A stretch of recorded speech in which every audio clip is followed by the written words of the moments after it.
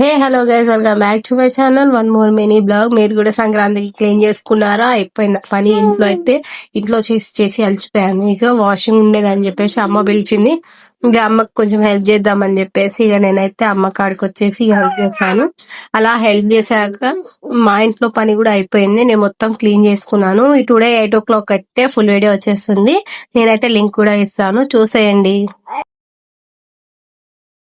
Tom Tom